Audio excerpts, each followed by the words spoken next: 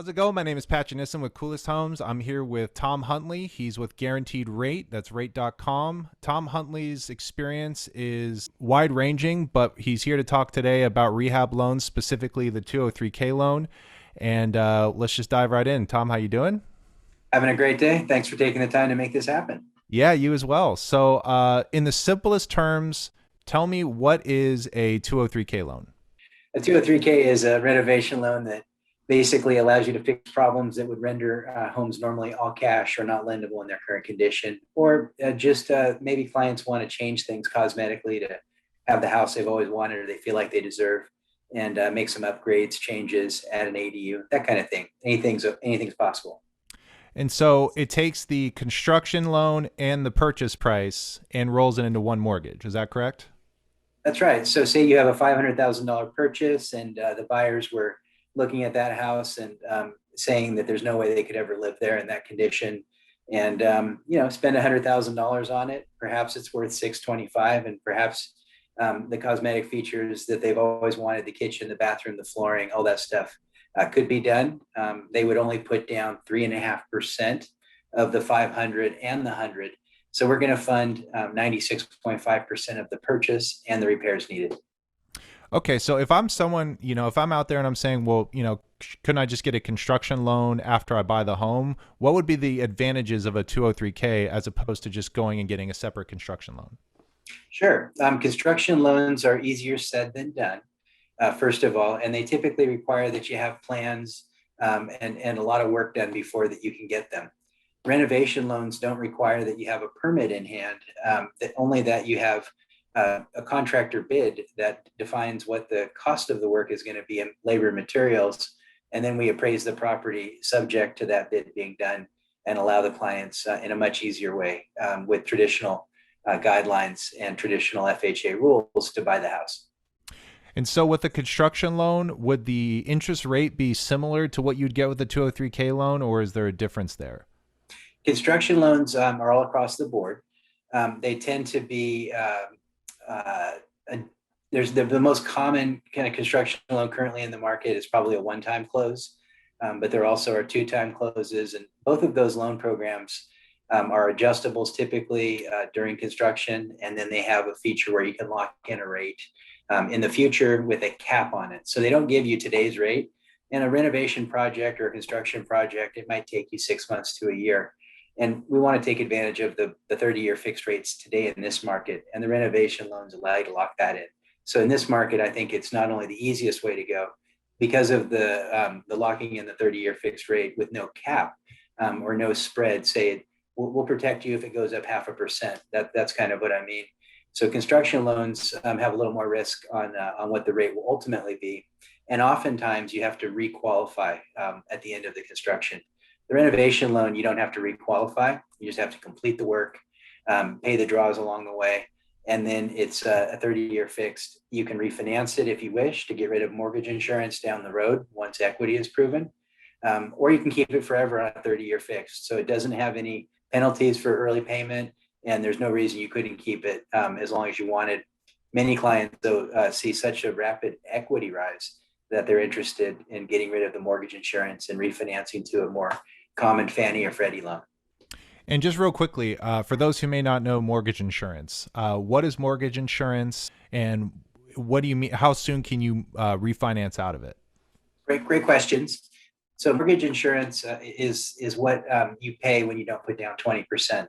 So in effect, the investor will take out an insurance policy, and that insurance policy is called mortgage insurance. You're paying the premium as the client to protect the investor. Should you default, they would call in the insurance policy, and that would pay out perhaps 25 or 30% of the value of the house and limit their loss in a foreclosure process. FHA has upfront mortgage insurance that is baked into the loan amount on top of your purchase price and renovation, and it also has an annual mortgage insurance cost of about 0.85% or higher, depending on how many units, maybe if 1% is a cap. So when you have an FHA loan, you might get a great rate. It might be 2.75, but you do have to factor in the higher cost of mortgage insurance on those loans. Oh, I was gonna say, so that might be a couple of $100 extra on the mortgage per month, perhaps. Yeah, it could be 2 to 3 to 400 depending on the loan amount. So it's it's not insignificant. The good thing about 203Ks, as opposed to a regular FHA loan, which is called a 203B, for a little bit of knowledge there. The homes that we see renovation loans on tend to appreciate much more rapidly than a house that you just buy with 3.5% down. Because of the improvements to the property, we see dramatic appreciation in the first couple of years, comparatively speaking. So in many instances, it's the quickest pathway to get you out of mortgage insurance is to rapidly increase the value of the house so that you can refinance and remove it. There is talk with FHA currently of perhaps having a mortgage insurance program that could over time drop off, but currently, and it doesn't matter how long you have it, you're always going to have mortgage insurance. Got it. So mortgage insurance is essentially the bank protecting themselves by tacking on a little bit extra onto your mortgage per month and annually as well. And the way that you can get out of mortgage insurance is by increasing your equity through the repairs. And 20%, is that when you've reached 20% equity, is that when you can refinance out of it? Yeah, typically any Fannie Mae loan or Freddie Mac loan would not require mortgage insurance, and we would refinance you into one of those programs. If the loan is bigger, maybe a jumbo loan. And there are some opportunities and examples where if you only had 85%, there's mortgage insurance built into the rate, and it's still cheaper than the cost of an FHA loan. So there's some variables there. We love to get to 20% though. So if I'm an investor and this FHA loan is interesting to me, say I've been eyeballing this decrepit property that's in a really nice neighborhood for years and no traditional lender wants to put down the money for it. What are some great ways that you can use the 203K loan to accelerate the equity on the property, to quickly get as much equity as you can just upon completion? Great question, and Patrick, that's really smart. You think like an investor. Anytime we spend money, especially other people's money, on a home, we should get the things done that create the most value. In the cosmetic world, in the simple world of just changing what's there, kitchens often bring in nice value, bathrooms, those kinds of things, flooring, all those things are good. But the biggest home run for any investor, any homeowner, is to add square footage. And so if you can increase the size of the house, add utility, increase the square footage by way of adding bedrooms and bathrooms. So basically, if your house is a 3 bedroom, 2 bath, and your sales comparables are defined by 3 bedroom, 2 bath, you'd much rather have 4 bedroom, 3 bath comparables that are 500 feet larger than your house is worth, what those homes are worth. And so adding on a master suite would add a bedroom and bathroom, would give you a lot of value. Or today, the most popular, common, and probably financially productive addition would be the addition of an accessory dwelling unit, which we so affectionately call ADUs in jargon all the time. Great. So I'm just going to rattle off some. Just give me a yes or no answer, and tell me if the Sure. 203 if tell me if the 203K can do this. Good. Um, I'm glad you're doing this because there's a lot of people that think that there's things you can't do. That's just your investor or your lender not understanding what's possible. So go ahead. I agree. So to kick things off, let's say I take you up to renovate my kitchen. Can I get the absolute finest appliances, finest fixtures, finest tiles, everything top of the line? Can I do that with a 203K loan?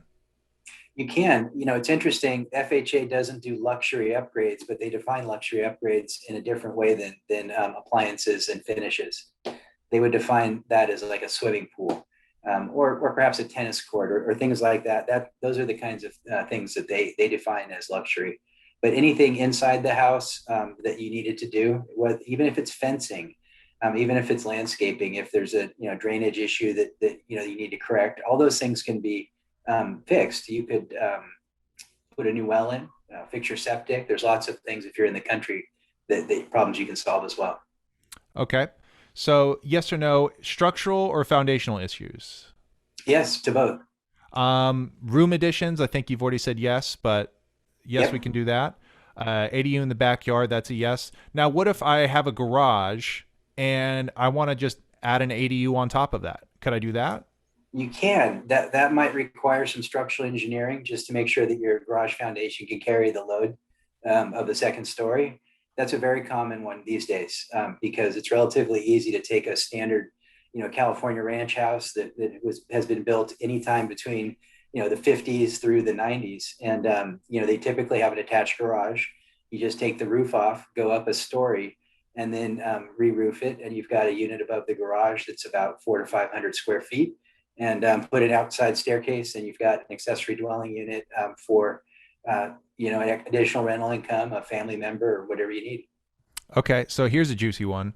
Let's say the property has no house, no garage, but there is an existing foundation from the previous footprint of the house. As long as that foundation is there, could I, in theory, use the 203K to just build a new house? Yeah, it's possible. There's a little bit of complexity there because the HUD consultant that would be involved in that project would have to validate that that foundation is the original foundation, and you can always go bigger than that. You can take more of that foundation, but you have to use the complete foundation of the existing home, and it has to be in condition that you could use it. So, for instance, in some of the fire areas that we've had, because wildfires are part of our lexicon now in Northern California, when you lose a foundation in the FEMA cleanup, when they scrape it, you're not going to be able to rebuild. That would be a construction loan. But if you have a house that burned down and has, remnants of a wall, and the foundation still there, and the heat did not damage the foundation, right? Again, you may need a structural engineering report to validate that the foundation is adequate for current codes. Then we can do that. Okay, now here's one I actually haven't asked you, so I'm very excited to hear this answer. What if someone was starting a project and they didn't finish it? So the foundation was laid, they almost got to the finish line, but they just weren't able to follow through with the construction. Could you use the foundation that they started with and build on top of that with the 203K? That's a tricky question. The easy answer is no, because you're talking about new construction, right? So if it is truly new construction, there never was a house existing on that parcel, the answer is no, you would need a construction loan. However, if this is a remodel of an existing house and the foundation was redone, but it matches the existing footprint or a larger footprint than the existing footprint, that's a project that we should be able to do. Okay, cool. So let me start spreading this out a little more, because we've been talking, ADUs, single family, but with the 203K, this goes all the way up to a four unit fourplex. Is that correct? It does, and FHA is a great loan for units because you still get 3.5% down regardless of the number of units. There are some income tests based on the rental income, but the reality is that, yeah, the most people right now, the biggest opportunity, particularly in your market in Oakland, and then the surrounding areas, there's some bigger homes that are 2 stories that could easily be turned into duplexes or triplexes, and change from single family homes. Got it. So let's say that I've got enough money for a single family, but I'm feeling a little gun shy about a duplex, triplex, fourplex because I only saved enough money to cover our mortgage. How does the 203K loan allow me to get pre-qualified even if I don't have 3 tenants yet to fill in the other three, if say this was a fourplex? Sure. And so HUD FHA understands that if you're building units, you may not have income until they're completed, but they will give you the benefit of the doubt and allow you to use a percentage of the potential rental income as well.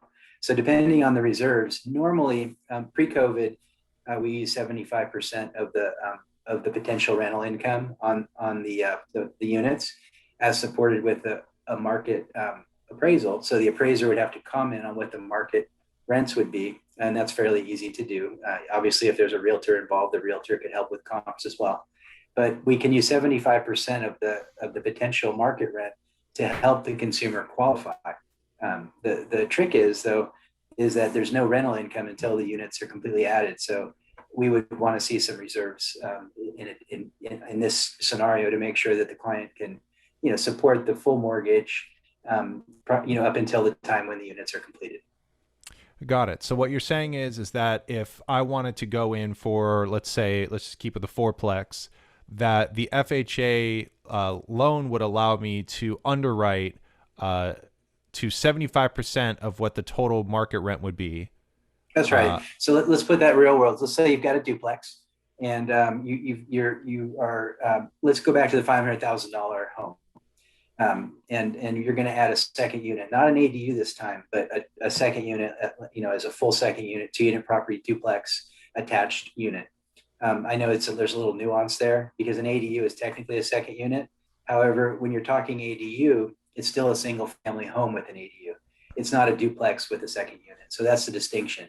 If you have a true 2-unit property that would be called a multifamily duplex, then we can use 75% of that potential rental income. So let's say it costs $200,000 to add an 800 square foot second unit, and this particular client is going to get the permit to make it a 2-unit property.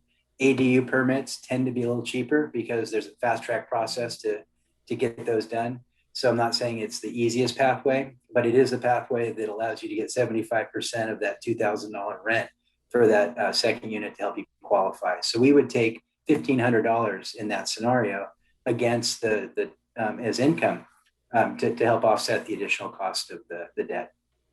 Great. So if someone wants that duplex, they're not going to have to assume the mortgage as if it was two full rents that they're going to have to cover. That 75% of the market rent is being factored into the underwriting, with the remainder being the only. Yeah, and sorry to interrupt. Quick point. So if $100,000 costs about $500 a month, let's just say that with rates as good as they are today, that's about right. And let's say that you add $300,000 in cost to your mortgage, that would be about $1,500, right? And if we're using 75% of $2,000 in rent, just that portion of the rent covers the whole cost of the improvement. And then you still have positive cash flow because obviously you don't get 75% of the rent, you get 100%. Totally. So it can be a great investment, and it can also be a great way to get closer to retirement. Yeah, absolutely. And so, I want to continue expounding on the flexibility of this loan. So we've covered single family, we've covered multifamily. Now, could I take the 203K loan and go on loopnet.com and find a commercial property that has residential zoning potential and use the 203K loan to manipulate a commercial building into residential or mixed use? Yeah, that's a great scenario, and especially right now with commercial properties really falling in value, and residential properties really accelerating in value because of the changing work environment. Us not being in the same place, having a Zoom meeting, all of that means that we tend to use our homes or other spaces more than using commercial spaces. So I've seen projects in the Berkeley, Oakland, Emeryville area where we've had something as interesting as a corner store in the past downstairs and maybe an apartment upstairs, and we've converted those properties into 3-unit residential properties and gotten rid of the commercial entirely. Sometimes you need to leave a little commercial because the zoning, if it's mixed use, may require one commercial space downstairs or something. The residential square footage has to exceed 50% of the total square footage, and we can't spend money on the commercial side of it. So the renovation money is only spent on the renovation of the residential side. So you want to find projects where you're converting commercial square footage into residential, so that the residential money is what we're funding, the residential cost. Okay, so that's good to know. So say if someone's found a warehouse, it was zoned for live work, say, they could use the 203K money to outfit their residence as much as they please, but they would not be able to use that money to, say, fund a photo studio or fund their bakery that they've always wanted to make. That would have to come from perhaps a small business loan or their own reserves. Is that correct? That's right. We can fund the residential side, and they would have to take care of the other with an SBA loan or what other kind of financing that it might be available to that particular person in that industry. Okay. And let's say that there's a fourplex and the bottom unit is commercial. I know that FHA requires only up to 4 units of residential. Is there any limit after that 4 with commercial units? So let's say fourplex up top, and there's the corner store underneath. Am I over the limit of units, or how does that work? Conceptually, you would think so, right? The good news is that we don't count the commercial units. Our loan is a residential mortgage, and we're only counting the residential units. If the commercial units are staying, and if they have a tenant that's been there for a year, we can use 75% of that commercial income to help them qualify as well. And I'll give you an example of one of the more interesting transactions that I've done. I had a 5-unit residential property that included a 6th unit, which was a sushi restaurant in San Jose. So on the surface, it's a commercial loan all the way. Go to one of your local banks that or credit unions in town. There's no way you could do that, right? That's a lot. Well, what ultimately what happened is our client combined the one of the units into. They basically took out some walls and reduced the 5-unit residential, made it a 4-unit residential. The sushi restaurant was fine because it was a very small. It's only 1,000 square feet, so it was well below the 50% square footage requirement. And we were able to put that together with a residential mortgage with only 3.5% down. And the client was blown away because they were looking at other opportunities where we had ARM rate, adjustable mortgages that were 6% and 30% down because of the mixed use component. So there are some unique opportunities around how to make mixed use work with the 203K for sure. That's amazing. It looks like I'm crying. My contacts are burning, but That was so good. You're crying. I love it. Beautiful story. It's harmony. So, exactly. So you could turn a 6-bedroom into a 4-bedroom if you. I'm sorry, a 6-unit residential into a 4-unit residential. Yeah. Right now, I have a client that has a 5-unit property, and we're removing the lower unit, the 5th unit, so that it fits into the fourplex model of FHA. And you'll also find that when you get above 4 units, when I mean 5 or 6 units, the prices tend to really drop off per unit because, the financing is not very attractive. So if you can take something that's broken in terms of it, the market doesn't appreciate a 5-unit property. And if you have the vision to just take out some walls and a kitchen and make one of the units bigger and make it into a 4-unit property with the renovation funds, you might get yourself pretty good value. Absolutely. I mean, especially with commercial being priced lower than residential right now. That's one of the reasons why I wanted to conduct this interview, was to just present the opportunities that are out there to be able to make these conversions. Let me ask you this. What would you say is the biggest misconception about the 203K loan? The biggest misconception is that they never close. It's too hard. It's not going to work. So when we talk about renovation loans, we don't just start at neutral. Like, that's an interesting idea. There's actually a negative bias in the world, in the market, and it tends to be propagated by realtors because they don't have a lot of experience with deals that have worked. They have more experiences with renovation loans that never worked because the person that tried to do them didn't specialize in them, and they got into a transaction above their head, and they had the program on their menu of programs that they could write, but they really didn't have the experience. And so there were a lot of pain and brain damage, and the deals didn't close. It's always easier to take a property that's not lendable the way that it is and get a cash buyer, right? I mean, a cash buyer is always going to close quickly, and that seems like it's easier. The tricky part is for sellers is that cash buyers tend to have cash because they like to get good deals, and they're very shrewd in their negotiation. So they're not going to buy something without really testing the seller's price. The cash buyers in the market run about 20-25%, depending on your market in the Bay Area. And I don't know why you would exclude 75% of the willing buyers, and the 75% of the willing buyers that need loans, like this renovation loan, would be willing to pay a fair market price and be excited to have a house that worked for them, that had positive rental income, perhaps, or just was a fit for them. So I think that's probably the simple thing is I wish that there wasn't a negative bias, and I wish that more buyers had the confidence to take a look at the renovation loans and see what kind of value they might be able to derive by using this strategy. And so from a top level view, what is this process like? I know it's okay. So I identify a property. It's been on the market for 30 days or more. It really doesn't look like someone's going to outbid immediately. I'm ready to go. I want to turn it into a duplex. What's my next step? Okay, so what you look for properties that have deferred maintenance. So as a realtor, I'm sure that you've driven around town over the years and you've seen properties that had a blue tarp or they had fire damage. And you just knew that that was going to be a good deal for somebody, and you wish you had the money, right? I wish I had the cash to buy that property. I know that that would be a good deal. Well, you don't have the cash, you keep driving, right? Renovation loans allow you to act just like a cash buyer. So we don't worry about the as is condition. We're more concerned about what the condition will be after the repairs. And that's what we based our appraisal on. So anytime that you see a good value that's broken, a house that has problems with it, renovation loans fix those problems using other people's money, using our money with your knowledge. So I think that probably one of the most important pieces that we haven't talked about yet is you need a contractor, and it's a busy market in Northern California. So clients that first-time homebuyers, particularly, that are looking at this strategy as a way to kind of shoehorn into the market and find something they can afford that has some equity appreciation possibility.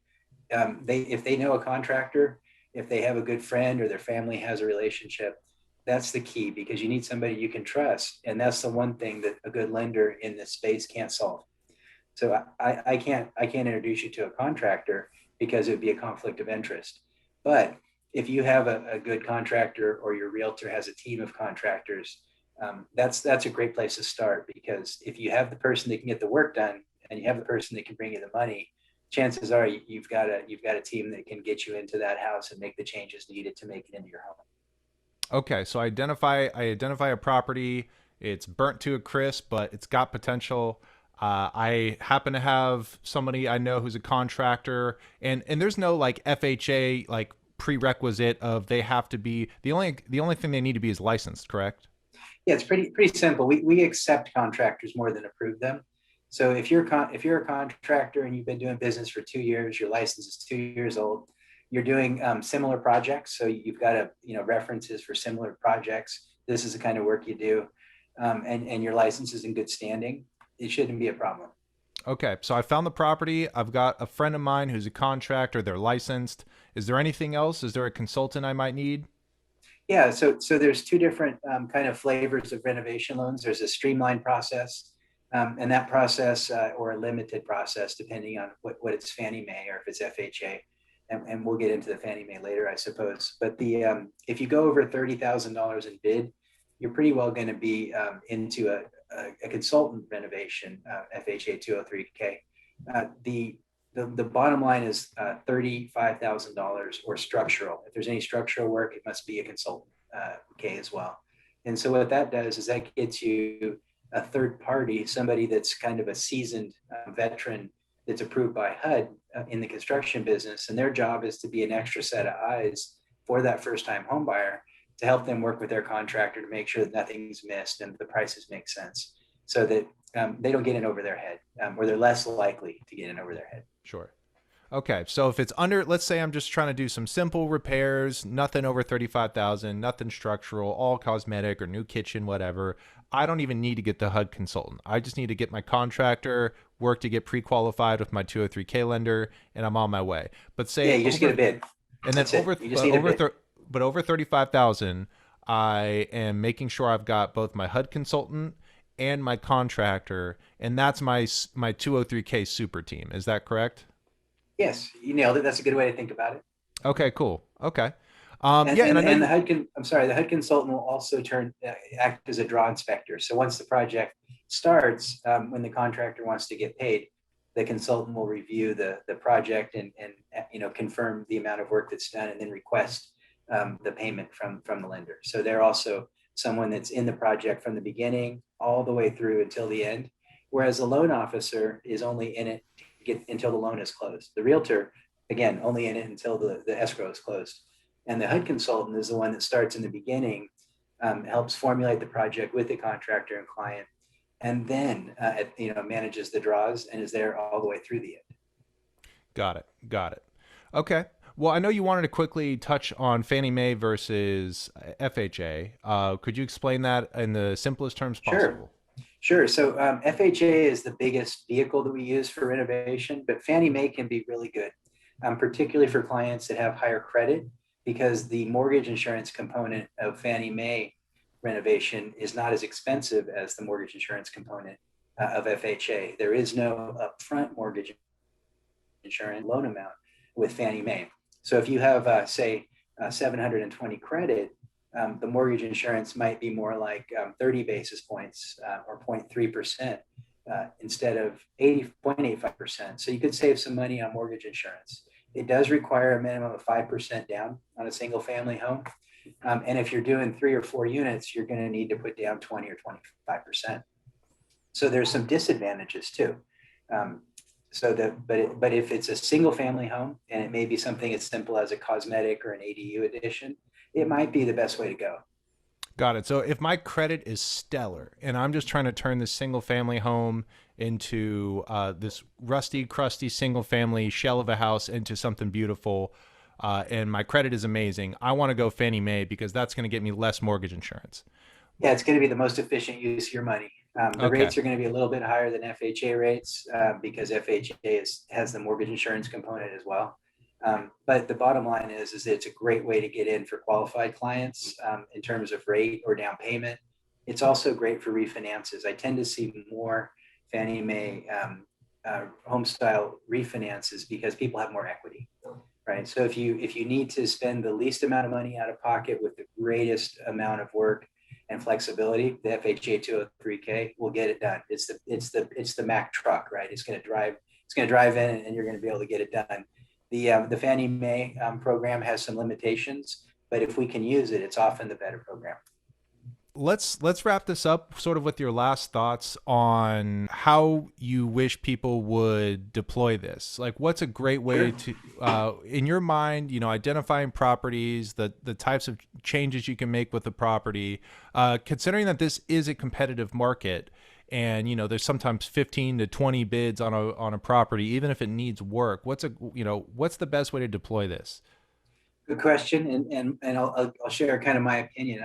I work a lot in the purchase market, so I see just how brutal it is for buyers right now, and especially buyers of homes that are in nice condition. So if you're the seller of a house that you've maintained your home nicely, and there's no deferred maintenance, you're going to be able to dictate your price, and it's likely that you're going to have multiple offers in this market. So you're going to be competing with the most qualified people that want what they want. And those people tend to be able to pay more, right? So if I'm looking to get value and it's really, really hard to find value, I just want to get into escrow, right? Let's just start there. And I only am qualified for so much money. I need to work with sellers that are more desperate, sellers that don't have the market chasing them. So houses that have been on the market, as you mentioned earlier, for 30 days or more, there might be something wrong with them, or maybe they're just not exciting. Maybe grandma lived there or grandpa, and there's linoleum on the floor and maybe avocado green appliances, or maybe there's shag carpet, things that are functionally obsolete. We just don't have that same taste anymore. It doesn't have that white and gray look that's so popular, right? Things change and styles change. And if you have something that feels like a time capsule, many people will not be interested in buying that because they're going to have to go all in to buy any house, right? They're going to be stretched to the limit to buy any house. If you're a first-time home buyer, it doesn't seem to matter who you are or what you buy. You're always trying to have as much as you can afford because you don't like what, most of the stuff. So you want to go higher and higher. I find that the renovation loan can allow somebody to get value and get the features that they want and not have to compete with as many people. So you're only competing with investors that want to buy it and flip it and make money from that process typically, right? Those kind of harder properties. And that's a lot better to compete with because they tend to be, just like the cash buyers, much more penny wise. And they're not likely to overpay for things because they need to hold their profit margins. So I want to compete with that group of people, not first-time home buyers or trade-up buyers that have money and credit and they need something and they want it close in. So the better the neighborhood, the more the competition. I always want to look, real estate is based on simple premise. You always want to buy low and sell high like any investment. And you always want to find value when you can. And that tends to be the smaller homes in the best neighborhood, right? The smaller homes in the best neighborhood are the cheaper ones. And then if you add on to those homes, you get to have the values of the bigger homes in that neighborhood that are worth a lot more. So, get what you can afford that's less than you want, and then add what you need in the renovation loan and make it the way that you want. Got it. Okay, pause 1 second. I got to get my. Ugh. I know this renovation talk makes you cry. Lots of people are that way. The equity, man, the equity. Equity. Okay, so what is the price? What is the amount that I'm allowed to spend on repairs? Like, so let's talk about just a burnt down house. How much is the FHA program willing to give me to fix this? Because I've heard that they'll only give out 30,000. Okay. That there are lenders that only have the limited product, and that's true for them. But if you're working with a lender that specializes in 203Ks, there is no limit to what that you can spend except the high balance loan limit for the county and what that borrower's income qualifies them for, or what that couple's income qualifies them for. So there's no limit on the dollar amount on a renovation FHA 203K loan. There's only a limit on what the clients qualify for and what the loan amount is. We are limited by high balance loan limits. So if I type in Oakland FHA limit or Cincinnati FHA limit, and I see the limit that FHA is willing to lend for 1, 2, 3, 4 units, whatever the difference between the purchase price and the FHA limit can be my construction budget. That's right. Less your down payment. Right? So whatever. Less your down payment, right? Right. So you back the down payment out, and sometimes, in our high cost markets like where you are, it's very. What's the right way to say this? The way that you can make these deals work that need to be fixed up is you may have to add a second or third unit and take advantage of those larger loan amounts. Got it. So Right? with the 203K loan, I can fix the kitchen. I can turn a duplex into a fourplex. I can turn a 5-unit residential with a sushi restaurant into a 4-unit residential with a sushi restaurant. With the proper approval, I could put a second unit on top of a garage. I could build an ADU in the backyard. I can fix structural issues, fix fire damage. I can put all the finest appliances in my kitchen, redo the landscaping. I can do all this with a 203K loan. Yeah, gosh, it sounds pretty good when you say it. It's Yeah. almost like a magic wand. I think you It, can basically take this program and change anything as long as you can afford it, right? As long as you have the down payment, as long as you have the income to make the debt to income work, or as long as you add the rental unit to qualify with 75% of that rental income to help make all that work. So co-signers are allowed to. So there's lots of functionality. And as you know, Patrick, we've talked about a lot of transactions over the years, and it's really fun to brainstorm around how can we make this property optimally work for us. How can we optimize its rental income potential if we were to move out? How can we optimize the market value if we were to sell? So I think that this is a crazy thing to say, but I think that almost every home buyer should, as quickly as possible, take the deferred maintenance out of their home and optimize the rental income and the sale value, so that if they had a job offer or a change in health or a change in plans and they had to move or rent it, they were in great shape. And some people do that naturally with cash that they have. They tend to fix things up. First time home buyers tend not to be in that position. So renovation loans are a great way to invest in your property and protect yourself against change that's going to cause a negative economic impact. If your house is clean and move-in ready, that's a great rental. You're going to get top dollar. If you need to sell it, you're going to get those buyers that are chasing quality, that don't want to deal with deferred maintenance. That's where you want to be. So the quicker you can get there, the better you're protecting your investment. Great. So when you're purchasing a home as is, you get what you get, and with a 203K loan, you can get what you want. Is that sort of? I like it. Yep. Get what you want. Is assuming that you can handle the extra effort, because I will say, to be honest and fair, if you buy a house, it's a lot, right? Any home buyer you've ever dealt with that was buying a home, especially a first home, it's a lot of work to keep focused, to do the inspections, to understand what's going on, to deal with the terms of the loan. It's a lot of pressure and stress. So if you add an extra piece on that, where you have to have a contractor and decide within 2 weeks all the things you're going to do before you close to this house, there's added layers of complexity, but the reward is well worth it. So this is not for people that aren't all in.